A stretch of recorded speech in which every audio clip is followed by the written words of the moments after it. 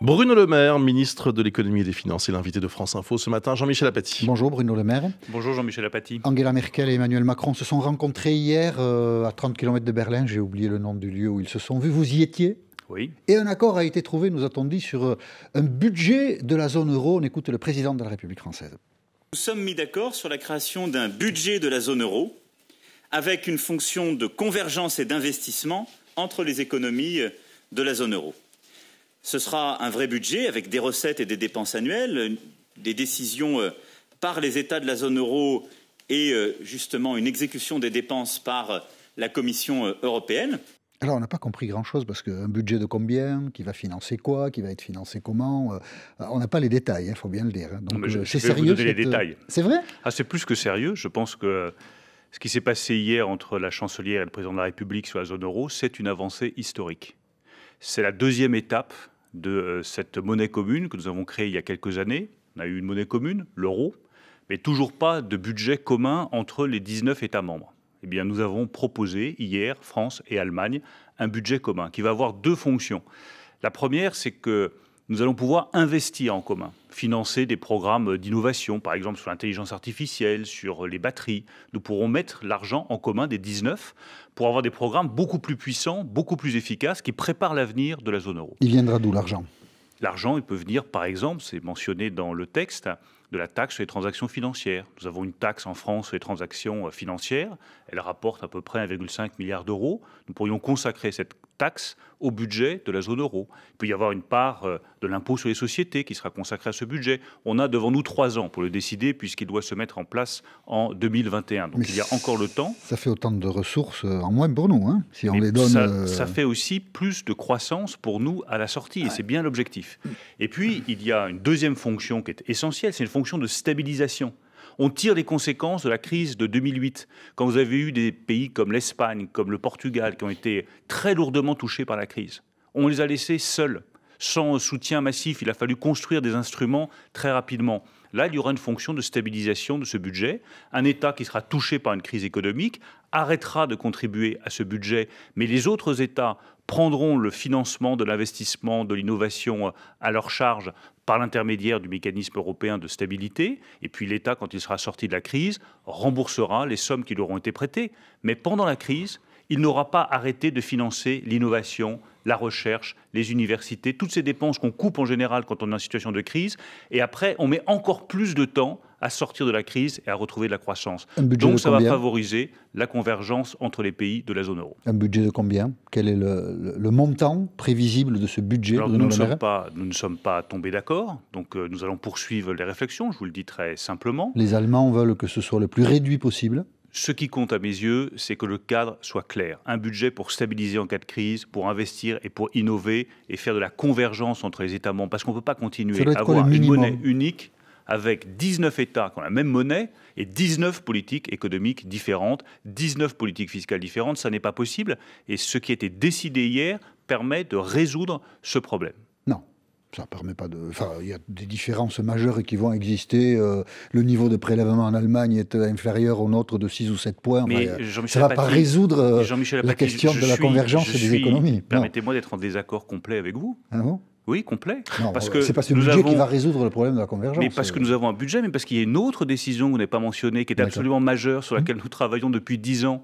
C'est qu'il y a un accord entre la France et l'Allemagne pour avoir la même base sur l'impôt sur les sociétés, la même base fiscale. Ça fait 10 ans qu'on travaille là-dessus. C'est un sujet qui est très technique et très complexe, mais pourquoi est-ce que nous n'arrivions pas à avoir le même impôt sur les sociétés entre la France et l'Allemagne ? Parce que derrière, il y a des règles d'amortissement qui sont différentes, il y a des droits des faillites qui sont différents.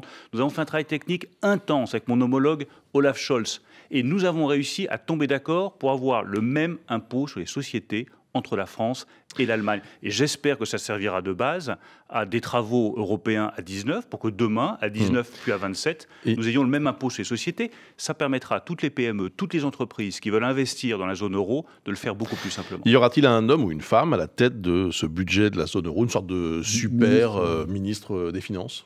Et je souhaite qu'à terme, il y ait effectivement un ministre des Finances. Le président de la République l'a proposé dans son discours de la Sorbonne. Le budget de la zone euro, je le rappelle, c'était vraiment la pierre d'angle de ce projet pour la zone euro Il a été accepté par l'Allemagne, et vous savez qu'au départ, les Allemands étaient très réticents sur ce sujet, donc nous sommes arrivés à les convaincre. Il reste, je le reconnais bien volontiers, des étapes à franchir. Il reste cette question du ministre des Finances, il reste le montant ne veut pas, du priori, budget. c'est ça ? Non, il y a des réserves, mais elle ne voulait pas au départ non plus d'un budget de la zone euro, et finalement nous sommes arrivés, après des heures et des heures de négociations, à trouver cet accord. Est-ce qu'il y a... J'avais une autre question. Le montant du budget, vous ne l'avez pas dit ? Nous voulions partir sur un budget qui représente 0,2, 0,4, 0,5% du PIB, à peu près, ce qui ferait pour à peu près 20 milliards d'euros, 20 à 25 milliards d'euros comme point de départ. Pensons que c'est un bon point de départ. Pour l'instant, il n'y a pas d'accord avec l'Allemagne sur ce point de départ, mais les chefs d'État nous ont demandé à Olaf Scholz, le ministre des Finances, et à moi-même de poursuivre nos travaux. Nous poursuivrons nos travaux dès la rentrée sur cette question du montant du budget, du fonctionnement très concret. Puis le travail important qu'il va falloir faire, c'est le travail avec les 17 autres États membres de la zone euro qu'il va falloir convaincre. Voilà, donc ça c'est un travail qui est devant nous. Ça c'est le travail devant nous. Et là pour le coup je reconnais bien volontiers qu'il va falloir se retrousser des manches. D'accord, donc vous aurez quelques semaines ou quelques mois pour y parvenir. Avant de s'interrompre, un commentaire sur la prévision de l'INSEE concernant la croissance en France. En 2018, dit l'INSEE, elle ne devrait pas être de 2% comme vous l'espériez, mais seulement de 1,7%, parce qu'il y a un ralentissement notamment de la consommation des ménages. Quel commentaire ? Alors dans nos provisions budgétaires, on était à 1,8, là on est légèrement en dessous. Moi je ferai deux commentaires. Le premier, c'est que la croissance française reste solide, et je suis confiant là-dessus. Le deuxième, c'est qu'on ne fait pas autant que ce que nous pourrions faire si on libérait le potentiel de croissance des entreprises, c'est évident. Et donc le choix politique, stratégique de long terme, c'est ce que nous continuons à avoir une croissance comprise entre 1,2, 1,3 et 2,1%, ou est-ce que nous essayons de libérer le potentiel de croissance de nos entreprises? Et le projet de loi que j'ai présenté lundi en Conseil des ministres, il a justement vocation à dire arrêtons d'avoir une croissance inférieure à ce que nous pourrions faire, libérons le potentiel de nos entreprises. Est-ce que donc vous maintenez votre prévision de croissance à 1,8 ou est-ce que vous calquez dorénavant sur celle de l'INSEE? Nous maintenons notre prévision de croissance à 1,8. On ne va pas ajuster la croissance tous les 3 mois en fonction des événements.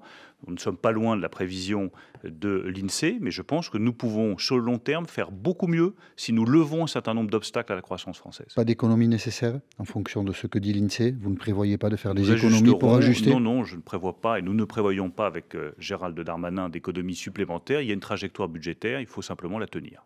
Vous restez avec nous, Bruno Le Maire, il est 8h40, l'essentiel de l'info, Edwige Coupez. Salah Abdeslam hospitalisé pour une crise d'appendicite. Dernier survivant des commandos du 13 novembre, il a été extrait hier soir de sa cellule de Fleury-Mérogis et transféré en urgence avec le concours du GIGN à l'hôpital de Corbeil-Essonnes dans le sud de la région parisienne. Pas de grève unitaire cet été à la SNCF. L'UNSA se retire. La CFDT se laisse jusqu'au 28 juin.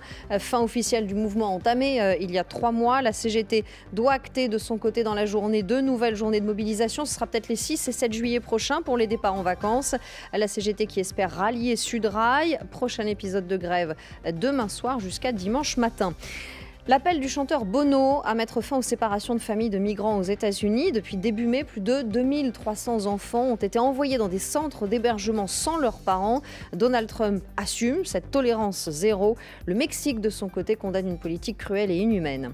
Portugal, Maroc, Iran, Espagne et Uruguay, Arabie Saoudite. Les 3 matchs du jour au Mondial en Russie. Hier, justement, la Russie organisatrice a fait un pas de plus vers les 8e de finale en battant l'Égypte 2-3-1. Les Bleus, de leur côté, décollent pour Yekaterinbourg aujourd'hui pour affronter le Pérou demain. Ce sera à 17h. France Info. Bruno Le Maire, ministre de l'économie et des finances, est l'invité de France Info ce matin. Jean-Michel Apathy. L'Europe est confrontée à une autre question importante, celle des migrants. Il en a bien entendu été question hier entre Angela Merkel et Emmanuel Macron. L'Europe se divise sur cette question. Les Français aussi, je voudrais vous montrer un sondage Opinionway qui a été fait au début de la semaine. 56% des Français estiment que la France a fait le bon choix en n'accueillant pas l'Aquarius contre 42%. Vous vous situez où, vous, dans les 42 ou dans les 56 ? Moi, je me situe dans les 56, mais je le dis sans fierté particulière, parce qu'on sait bien que c'est des questions qui sont extraordinairement douloureuses. Tout le monde voit les images des migrants, voit ces femmes, ces enfants, toutes ces personnes qui sont sur des navires de fortune, dans des situations qui sont inacceptables humainement. Mais le principe de responsabilité, c'est de ne pas accueillir tout le monde en laissant grandes ouvertes les portes de la France. Mais là, c'est le principe une question de responsabilité humanitaire qui était posée, c'est-à-dire un bateau Les Italiens ne veulent pas de ce bateau. Si personne n'en veut, qu'est-ce qu'il devient? La France a une tradition de générosité. On parle pas d'accueil. La règle, on a fondé Médecins sans frontières pour ça. La règle, c'était celle de l'accueil par le pays qui était le plus proche, c'était l'Italie. C'est ce qu'a rappelé le président de la République, à juste titre. Quant à la générosité française, elle est là. Quand vous regardez le nombre de demandeurs d'asile que nous accueillons chaque année, c'est près de 100 000. Alors, les 100 000 n'ont pas forcément l'asile au bout du compte, mais nous accordons beaucoup l'asile. Nous accueillons des gens qui sont en situation de détresse, menacés dans leur pays. Maintenant, il est temps, et c'est ça l'urgence absolue à mes yeux, de définir une politique européenne qui soit beaucoup plus volontariste, beaucoup plus claire, beaucoup plus solidaire aussi, avec, entre les pays membres de l'Union européenne, des règles qui soient plus claires et mieux respectées par chacun, parce qu'elles ne le sont pas aujourd'hui, avec en deuxième lieu un contrôle des frontières qui soit beaucoup plus effectif et solide qu'il ne l'est aujourd'hui, et en mettant en commun des ressources qui aujourd'hui ne sont pas suffisamment mises en commun. Et puis le troisième sujet, celui qui est de plus grande ampleur, qui est le plus compliqué, c'est comment est-ce qu'on participe collectivement au développement économique des pays sources. La France le fait dans le cadre du G5 Sahel, mais tous les États européens doivent le faire. Chacun doit comprendre que face à un défi qui est un défi migratoire, stratégique, historique, il n'y a pas de réponse nationale individuelle. Ça n'existe pas. Ceux qui font croire ça aux gens leur mentent. Penser que l'Italie, l'Espagne, la France pourra s'en sortir tout seul face aux centaines de milliers de personnes qui vont quitter le territoire africain parce qu'ils n'ont pas d'autre choix. Parce qu'on ne leur a pas laissé d'autre choix. C'est un mensonge. C'est curieux d'entendre ça, qu'il n'y aura pas de situation nationale, parce que l'Italie a réclamé notre aide. L'Italie, confrontée à des vagues migratoires importantes depuis 2015, a réclamé notre aide, c'est-à-dire à l'Europe tout entière, mais notamment à la France aussi. Depuis 2015, à l'inverse, nous avons renforcé nos contrôles aux frontières, notamment à Ventimille, et du coup, la Ligue, parti d'extrême droite, est arrivée au pouvoir en Italie. Sans doute en grande partie à cause de cette question. C'est une des raisons. Mais est-ce qu'il y a une autocritique que la France doit faire sur le résultat de ce qui se produit aujourd'hui en Italie? Est-ce qu'on n'a pas, par égoïsme, encouragé l'accession d'un parti d'extrême droite en Italie? Mais s'il y a une critique que nous devons nous adresser collectivement, c'est une critique européenne. Lorsque l'Europe n'est pas à la hauteur des défis sur des questions stratégiques, comme la question des migrations, eh bien, effectivement, la réponse, c'est des populismes. Et pour ce qui me concerne, c'est-à-dire l'économie, si nous ne sommes pas capables, demain, d'avoir, et je le dis à tous nos partenaires membres de la zone euro, si nous ne sommes pas capables d'avoir une zone euro plus solide, capable de résister à la prochaine crise financière avec des instruments renouvelés, capable d'investir davantage pour donner des emplois aux gens, des perspectives à nos enfants, demain, vous verrez la zone euro fragilisée, vous verrez les populistes monter. Non, mais ça sert à quoi votre Europe si vous n'êtes pas capable de nous donner plus de croissance, plus d'emplois, plus de perspectives pour nos enfants? C'est ça notre responsabilité. Est-ce que la France, par égoïsme, a nourri le populisme italien? Et peut-être aussi le populisme allemand, d'ailleurs, en laissant Angela Merkel seule face à ces migrations. C'est l'Europe tout entière dans son incapacité à apporter depuis des années des réponses claires à cette question migratoire, ce que le président de la République essaye de faire aujourd'hui, qui a donné le sentiment aux Italiens, à nos amis italiens, un peu tard, que dans le fond, quand même. On les laissait tout seuls. Bien sûr. Alors, on disait, mais débrouillez-vous tout seul. Donc on a une responsabilité. Mais nous avons une responsabilité collective. Vous savez, quand il y a une montée des populismes, la mauvaise réponse, c'est dire tout ça, c'est la faute des peuples. Ils ne votent pas comme il faut. Ça, c'est une réponse qui est absurde et irresponsable. Et puis, la bonne réponse qui est de se dire, est-ce que nous, responsables politiques, collectivement, au niveau national comme au niveau européen, nous avons apporté les réponses à nos peuples sur la protection nécessaire des frontières, sur la protection de nos cultures nationales et sur la défense de nos intérêts économiques. Quand je me bats avec mes homologues allemands pour résister face à M. Trump, pour qu'il y ait une réponse aux attaques commerciales des États-Unis contre les alliés européens, qu'est-ce que je dis au peuple français? Avec le président de la République, nous défendons vos intérêts économiques et nous ne nous laisserons pas marcher sur les pieds par les États-Unis d'Amérique, aussi proches que nous puissions être de ce pays. Quand nous renforçons la zone euro, qu'est-ce que je dis au peuple français? Même chose, nous allons améliorer le fonctionnement pour plus de stabilité et plus de croissance. On va rester sur l'immigration, on va écouter Matteo Salvini, qui est le ministre de l'Intérieur italien, et qui expliquait hier à la télévision italienne que son projet maintenant, c'est de compter le nombre de Roms qui sont présents sur le territoire italien. J'ai demandé un état des lieux précis des Roms en Italie. Qui sont-ils? Combien sont-ils? Après, les Roms italiens, malheureusement, nous serons contraints de les garder. Malheureusement, nous sommes contraints de les garder, les Roms italiens. Un gouvernement comme ça, l'Europe, c'est des valeurs, peut continuer à faire partie de l'Europe? Nous allons travailler avec le gouvernement italien. Moi, je suis Vous avez ministre de entendu cette l'économie et des déclaration? finances, mais bien entendu. Mais Qu'est-ce qu'elle suscite Jean-Michel chez vous? Apathy. Qu'est-ce qu'elle suscite chez vous, La cette question déclaration? n'est pas celle de Matteo Salvini, du gouvernement italien. C'est ma question. La oui. question, C'est la la question montée, que tout le monde se pose. La question que tout le monde se pose et que tout le monde voit. Vous pouvez siéger avec Matteo Salvini et le gouvernement italien? C'est la montée des populistes partout en Europe. C'est la montée des extrêmes. Est-ce qu'on peut travailler avec le gouvernement Europe. italien quand il dit ça? On va compter les Roms. Je vais vous répondre très simplement. J'aurai tout à l'heure, dans quelques instants, un entretien avec mon homologue italien, M. Tria, qui est ministre de l'économie. J'aurai un entretien avec M. Di Maio dans le courant du mois de juillet. Et puis je jugerai sur pièce. Mais quand on entend ça, en matière économique, nous allons progresser sur la zone euro. Est-ce que vous êtes avec nous ou est-ce que vous n'êtes pas avec nous? Quand vous entendez ça, vous dites que vous avez les mêmes valeurs que le gouvernement italien? Mais il y a beaucoup de responsables politiques en Europe dont je ne partage pas les valeurs, dont je vois qu'ils gagnent du terrain petit à petit. C'est le signe d'un échec. Et je me dis que la réponse n'est pas d'aller commenter telle déclaration ou telle autre. La réponse, c'est les décisions. Et si j'ai passé des jours et des nuits avec M. Scholz pour avoir cet accord sur la zone euro et que le président de la République puisse conclure cet accord historique avec Mme Merkel, c'est parce qu'au fond de moi, je ne vous cache pas, Jean-Michel Apathy, mon inquiétude sur ce que l'Europe est en train de devenir. Je ne vous cache pas que ce qui monte aujourd'hui en Europe, partout, politiquement, m'inquiète. Et que la seule réponse face à ça, ça n'est pas les commentaires, ça n'est pas mon rôle. La seule réponse, c'est des décisions, une politique migratoire juste, efficace, ferme, qui protège nos frontières et qui, sur le long terme, évite de revivre chaque année ce que nous vivons. Et en matière de politique économique, plus d'emplois, plus de croissance, plus de protection de nos entreprises, plus de défense de nos intérêts stratégiques, plus de protection de nos investissements clés, de nos technologies clés. C'est ça, à mes yeux, qui compte. Mais il n'y a pas que l'économie, il y a les valeurs, et on voit qu'elles sont sérieusement mises en cause aujourd'hui par l'installation de certains gouvernements en Europe. Bien sûr, mais là, c'est aussi la responsabilité de chaque parti. On pourrait poser la question à l'ancien parti dont je faisais partie il y a quelques mois, les Républicains.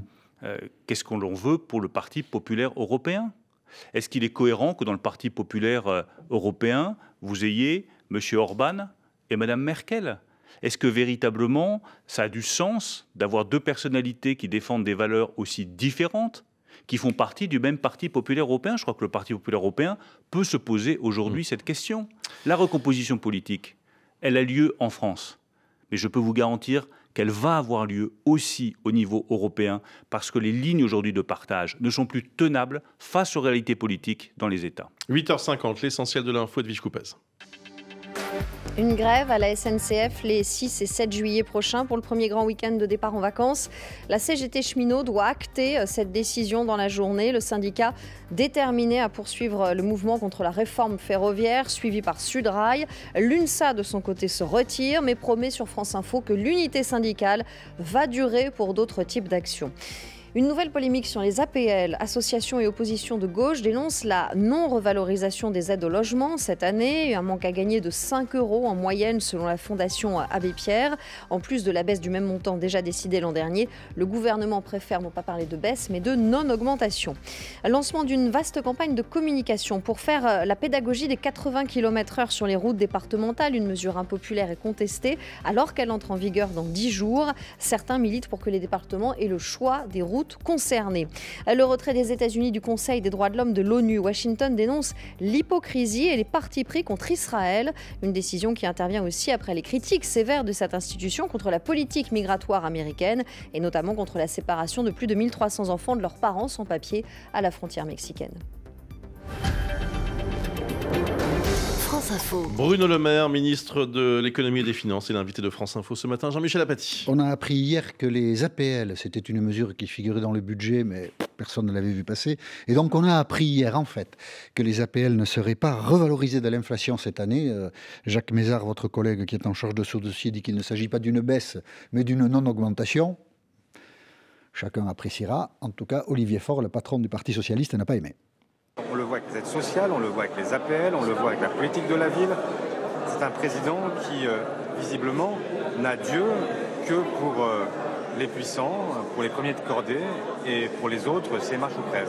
Alors on pensait que les APL, après l'épisode de l'année dernière, vous n'y toucheriez pas, mais en fait, il n'y aura pas de revalorisation des APL, ce qui évidemment est un souci pour ceux qui les touchent. Et Jacques Mézard a raison, il n'y a pas de baisse des APL. Non, il n'y a pas de baisse, il n'y a pas de revalorisation. Il n'y a pas de baisse des APL. Il y avait tout le temps une revalorisation. Et vous me permettrez de répondre à Olivier Faure également, parce qu'il aurait pu citer la revalorisation de l'allocation adulte handicapé, il aurait pu citer la revalorisation du minimum vieillesse, il aurait pu citer l'augmentation de la prime d'activité. Ce ne sont pas les mêmes publics, on parle des APL. Ces discours caricaturaux, je ne suis pas sûr qu'ils soient forcément les plus convaincants. Les APL ne baisseront pas. Mais les APL ne seront pas revalorisés comme ils l'étaient chaque année. Oui, mais vous pourriez aussi mentionner le fait que dans le parc social, les tarifs des logements et des loyers seront gelés, eux aussi. Donc vous voyez que tout ça s'équilibre. On veut toujours aller pointer du doigt, oui. Vous êtes sûr que ça va s'équilibrer ? Ça fait partie de la politique du gouvernement et c'est fait effectivement pour s'équilibrer. Et on peut avoir sans cesse une augmentation des APL avec un effet inflationniste sur les loyers que nous connaissons tous, où nous pouvons essayer de régler les problèmes à la racine. Ce que le gouvernement s'efforce de faire sur tous les sujets, c'est de régler les problèmes à la racine. Et vous aurez encore une polémique avec les APL, et donc vous aurez encore ces propos. Mais on peut multiplier. C'est toujours les mêmes qui Mais vous savez, on peut multiplier les polémiques qui me paraissent inutiles. Moi, ce que je veux expliquer, c'est que nous allons traiter les problèmes à la racine en évitant de continuer avec des solutions qui, depuis des années, n'ont pas permis à notre pays d'avoir la croissance et l'emploi qu'il mérite. Vous avez présenté lundi, vous avez fait référence tout à l'heure, un projet de loi en Conseil des ministres pour simplifier, si vous le pouvez, la vie des entreprises et accroître leur capacité de progression, de croissance. Vous avez, dans ce projet de loi, mentionné des privatisations qui seront désormais possibles et précisément, l'une d'elles suscite question, ADP, Aéroport de Paris. Pourquoi est-ce que vous voulez privatiser ADP ? On a du mal à le comprendre. Bon, j'aime pas tellement ce terme parce que je pense qu'il ne reflète pas ce que nous allons faire. Aujourd'hui, quand vous regardez... Oui, parce que quand vous regardez la situation exacte d'ADP, vous avez l'État qui a 50,4% des parts, puis vous avez des acteurs privés, dont Vinci, des actionnaires privés, l'aéroport de Schiphol, qui ont le reste, 49,6% des parts. Mais pourquoi est-ce que nous aurions pu avoir une solution extraordinairement simple, qui aurait consisté à dire, voilà, on laisse les acteurs privés passer au-dessus de 50%, et puis ils auront un droit de tirage et de possession illimité sur les actifs stratégiques, sur les pistes, sur les aérogares. Mais qu'est-ce que ça apporte de passer en dessous de 50% pour l'État ? Nous n'avons pas retenu et de laisser la direction à Vinci. Et je tiens à insister là-dessus, nous n'avons pas retenu cette solution-là parce qu'elle aurait donné à des acteurs privés la propriété ad vitam aeternam d'un actif stratégique. Là, nous faisons une solution qui est beaucoup plus rigoureuse, beaucoup plus protectrice des intérêts de l'État, des intérêts des Français. Nous allons donner en concession, pour une durée limitée de 70 ans, des aéroports dont nous estimons qu'ils seront mieux gérés, de manière plus dynamique, par un acteur privé. Et nous gardons, du côté de l'État, tout ce qui fait la régulation de cet aéroport. Les tarifs aéroportuaires, par exemple, c'est l'État qui les régulera. Mais en quoi ça les sera investissements. En quoi ça sera mieux géré ? Mais regardez aujourd'hui les différents résultats qui n'existent pas aujourd'hui. Mais le développement des commerces, le développement à l'international, ça marche bien. Je pense que ça pourrait marcher mieux. Et la deuxième raison, Jean-Michel Apathy, c'est que nous immobilisons sur cet aéroport 9 milliards d'euros pour des dividendes de 180 millions. Alors, chacun sa conception de l'État. On peut estimer que l'État immobilise sur Aéroport de Paris une somme aussi importante que 9 milliards d'euros, alors que ça pourrait être géré par un acteur privé qui ferait aussi bien. On peut estimer, et c'est notre choix avec le Président de la République et le Premier ministre, qu'il vaut mieux placer ces 9 milliards d'euros pour investir dans l'avenir, financer de la recherche sur les programmes technologiques les plus pointus et préparer l'avenir de nos enfants. Nous estimons que ce choix-là, il est plus responsable et qu'avec toutes les régulations que nous mettrons en place, les intérêts des Français seront aussi protégés. Bruno Le Maire, juste une précision. Tout à l'heure, nous avons évoqué la croissance, le chiffre de l'INSEE qui a été donné hier, donc de cette prévision de 1,7% pour 2018. Vous nous avez dit, moi je maintiens 1,8%, mais la prévision de croissance du gouvernement, c'était 2%. Oui, la prévision, c'était 2%. Alors, donc, ça dépend quel document vous prenez. Le budget était bâti sur un 8%. Vos déclarations, les déclarations du gouvernement. Le budget a été bâti sur une hypothèse de croissance de 1,8. Et dans le programme de stabilité, vous avez une évaluation à 2. Il est courant d'avoir des différences d'évaluation entre le budget et le programme de stabilité qui est transmis à l'Union européenne. Aujourd'hui, nous maintenons cette prévision de croissance, puis nous verrons ce que donneront les mois qui viennent. Mais vous espériez bien 2%. Mais moi, j'espère toujours le meilleur en termes de le chiffre croissance. qui était annoncé. Non, mais je précise ça aussi pour tous ceux qui nous écoutent et qui ont pu être surpris par. Mais dans nos vos propos ce prévisions matin. budgétaires, pour tenir les comptes de la nation, ce que nous avons présenté avec Gérald Darmanin, c'est une évaluation à 1,8. L'INSEE aujourd'hui dit 1,7. Très bien. Et puis nous ferons le mieux possible dans les années qui viennent pour dépasser ce chiffre. Merci beaucoup, Bruno Le Maire. Très bonne journée à vous.